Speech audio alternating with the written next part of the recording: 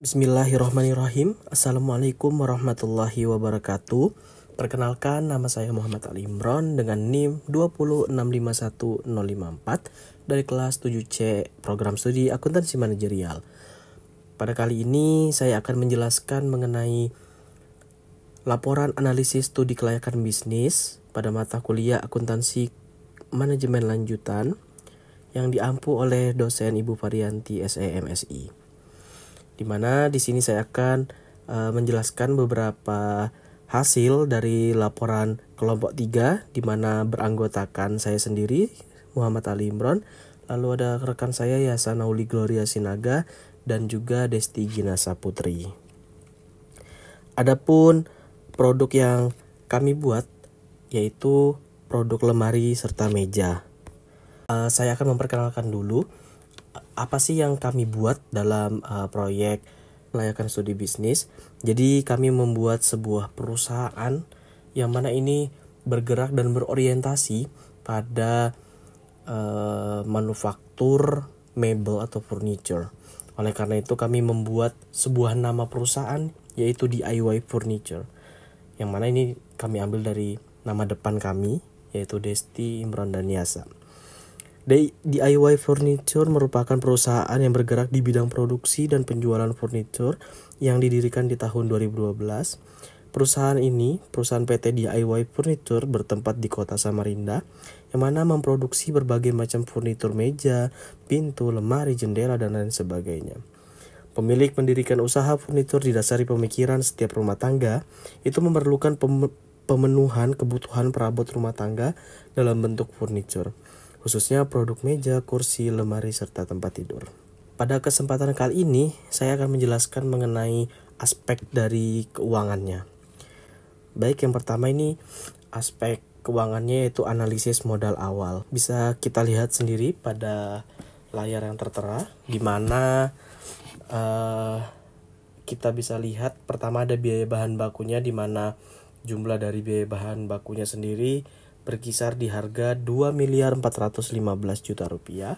Lalu ada biaya tenaga kerja langsung yang terdiri dari karyawan pabrik dan juga termasuk dari operator-operator mesin, di mana dengan total biaya PTKL-nya yaitu sebesar Rp1.344.000.000. Lalu ada biaya overhead pabrik, di mana di sini berbagai macam biaya overhead pabrik jika kita totalkan berkisar Rp1.569.148.453 dalam periode 1 bulan. Masuk kita ke aktiva tetap pabrik, di mana dari rincian-rincian aktiva tetap pabrik dapat disimpulkan dengan total aktiva tetap pabriknya yaitu Rp9.584.121.000. Setelah itu adapun aktiva tetap kantornya untuk PT DIY Furniture ini dengan total biaya aktiva tetap kantor yaitu Rp270.8.455.000. Lalu ada biaya-biaya yaitu biaya administrasi dan umum dengan biaya-biaya pemasaran dengan total Rp70.589.887 dengan total modal awal yaitu Rp17.546.982.341. Dari penjelasan saya di atas mengenai analisis modal awal, dapat diperoleh jumlah besaran modal yang harus diinvestasikan sebagai awal dalam pendirian usaha PT DIY Furniture. Dapat kita lihat di sini persentase investasi modal awalnya. Yang pertama bersumber modal dari modal pribadi atau kas dengan persentase 38,83% atau kurang lebih Rp6.812.861.341. Lalu ada modal aktiva tetap dengan persentase 55,47%, yaitu dengan jumlah investasi modal Rp9.734.121.000, serta yang terakhir ada utang, di mana hutang ini berperan penting sebanyak 5,70% atau sekitar Rp1 miliar.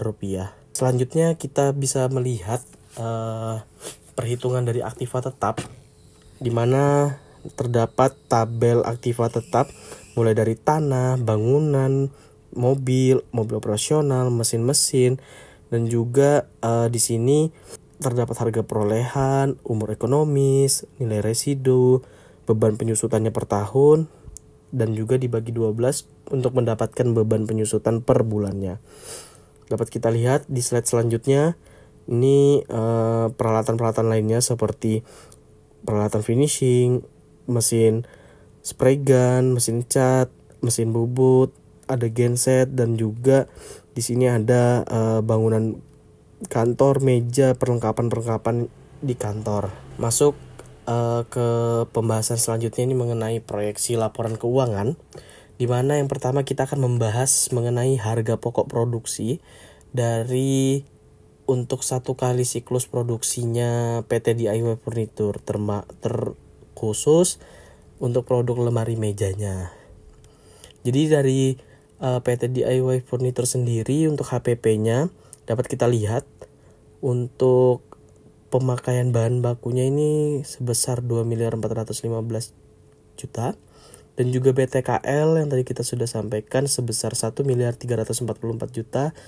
Seperti yang kita lihat juga di sini ada biaya overhead pabrik sebesar 1.569.148.453 rupiah, yang mana dari keseluruhan ini dapat kita hitung yaitu harga pokoknya 5.328.148.453 rupiah, atau kalau harga pokok per unitnya ini dari 2.100 unit, ini kita dapatkan harga pokok produksinya 2.537.214 rupiah untuk per unitnya. Setelah kita tahu HPP-nya, kita masuk ke pembahasan untuk proyeksi laba rugi dari PT DIY Furniture ini untuk satu kali siklus produksi, dimana dari penjualannya sendiri bisa kita lihat sebanyak 7.350 juta. Lalu ada biaya-biaya, dan kita bisa lihat jika biaya-biayanya ini dimasukkan lalu dikurangkan dengan penjualan tadi, maka laba rugi kotornya yang bisa kita dapatkan yaitu 2.021.851.547 rupiah. Jika ditambah dengan beban-beban usaha seperti beban administrasi umum dan beban pemasaran, maka dikurangkan kembali dengan laba rugi kotor tadi, kita dapat laba rugi usahanya sebesar 1.951.261.660.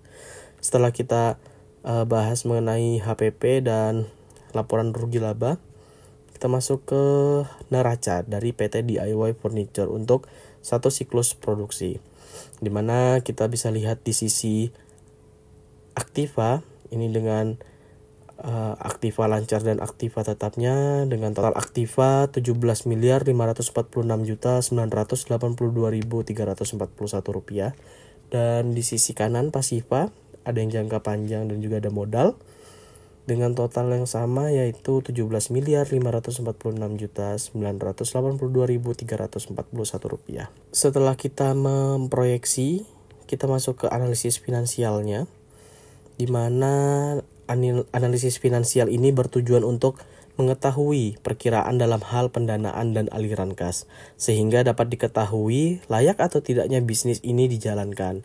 Perhitungan analisis finansial disajikan oleh kelompok kami dengan perhitungan seperti break-even point, internal rate of return, net present value, payback period, profitability index, dan analisa kredit. Baik, masuk yang pertama, ini adalah break-even point. Break-even point ini terdapat dua, yaitu BEP unit dan BEP rupiah. Dengan rumus BEP dapat kita dapatkan untuk BEP unitnya sendiri yaitu 1.446 unit, sedangkan untuk BEP rupiahnya bisa kita dapatkan 5.062.570.645 rupiah.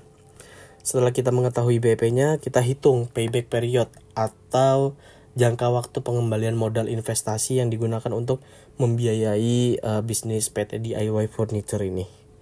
Untuk payback periodnya sendiri, dapat kita lihat rumusnya, mana payback periodnya ini sekitar 7,11 tahun. Lalu setelah kita mengetahui payback periodnya, kita hitung net present value atau nilai sekarang dari keuntungan bersih atau manfaat neto tambahan yang akan diperoleh di masa yang akan datang. Jadi ini dengan menggunakan selisih antara nilai sekarang dikurangi dengan nilai sekarang arus biaya, bisa kita dapatkan tabel dari persentase NPV-nya ini selama 20 tahun, yaitu NPV-nya sebesar 14.664.183.902 rupiah. Setelah kita mengetahui NPV, kita masuk ke internal rate of return atau IRR, di mana ini tingkat suku bunga maksimum yang dapat dibayar oleh bisnis untuk sumber daya yang digunakan, karena bisnis itu membutuhkan dana-dana untuk biaya operasi dan investasi di bisnis baru sampai pada tingkat pulang modal. Dapat kita lihat juga di layar, ini menggunakan trial and error pada IRR, di mana kita mendapatkan presentasenya yaitu 11% dan 12%. Dengan dimasukkan ke rumus IRR, maka kita mendapat selisih present value serta selisih present value process dari 11% maupun 12%, di mana selisih semuanya untuk selisih present value yaitu 1.218.629.965 rupiah, sedangkan untuk selisih present value process ini 2.101.359.435 rupiah. Selanjutnya kita masuk ke rumus berikutnya, yaitu probability index atau PI. Jadi indeks ini adalah metode penghitungan untuk kelayakan proyek dengan membandingkan antara jumlah present value nilai arus kas dengan nilai investasi dari proyek. PI sendiri ini ada metode pendekatan yang hampir sama atau mirip lah dengan NPV. Cuman jika NPV menghitung berapa rupiah kelebihan present value cash inflow di atas present value initial investment, kalau di PI ini dia mengukur present value untuk setiap rupiah yang diinvestasikan. Dapat kita lihat pada rumus PI, kita mendapatkan hasil 1,2116, yang mana ini PI-nya lebih dari 1, maka dapat disimpulkan jika PI itu lebih dari 1, maka bisnis itu layak untuk dilaksanakan. Namun jika PI-nya kurang dari 1, itu dapat disimpulkan bahwa perusahaan atau proyeknya belum dapat atau tidak layak untuk dilanjutkan. Selanjutnya kita membahas analisa kredit. Jadi analisis kredit ini disusun supaya resiko kerugian yang disebabkan oleh ketidakmampuan atau gagal bayar dari debitur itu bisa diatasi. Nah, untuk DIY Furniture ini melakukan peminjaman uang pada bank untuk dijadikan modal awal pendirian usaha. Seperti yang tadi saya sudah jelaskan, yaitu PT DIY Furniture memiliki hutang sebesar 1 miliar rupiah dengan angsuran yang ditetapkan per bulan selama 2 tahun dan juga bunga yang telah ditentukan sebesar 12% per tahun.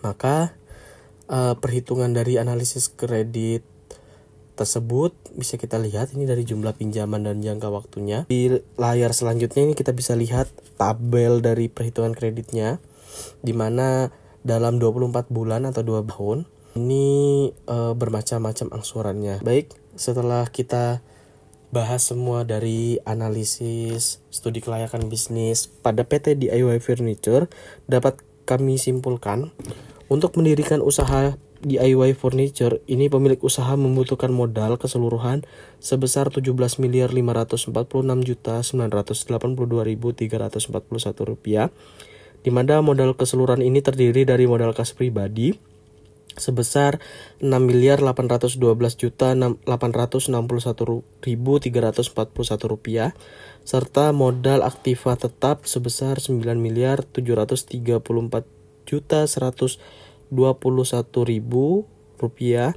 dan hutang bank sebesar 1 miliar rupiah. Lalu seluruh arus pengeluaran kas yang terjadi pada usaha DIY Furniture dapat ditutup dengan penerimaan kas yang diperoleh, sehingga biaya-biaya yang dikorbankan tersebut dapat ditutup dari hasil penjualan produk. Sementara itu, Modal dapat dikembalikan dalam waktu yang lebih singkat jika dibandingkan umur teknis peralatan dan mesin yang digunakan. Serta saat perhitungan analisis finansial dari nilai perhitungan break-even point, internal rate of return, net present value, payback period, profitability index, dan analisa kredit, dapat disimpulkan bahwa usaha DIY furniture ini sangat layak untuk direalisasikan dan dilanjutkan ke depannya. Baik, itu saja yang dapat saya jelaskan mengenai analisis studi kelayakan bisnis pada kelompok 3 dari kelas 7 CAM di PT DIY Furniture dan pada lanjutan mata kuliah akuntansi manajemen lanjutan. Terima kasih atas perhatiannya. Semoga teman-teman bisa mendapatkan ilmu dari video ini. See you next video. Wassalamualaikum warahmatullahi wabarakatuh.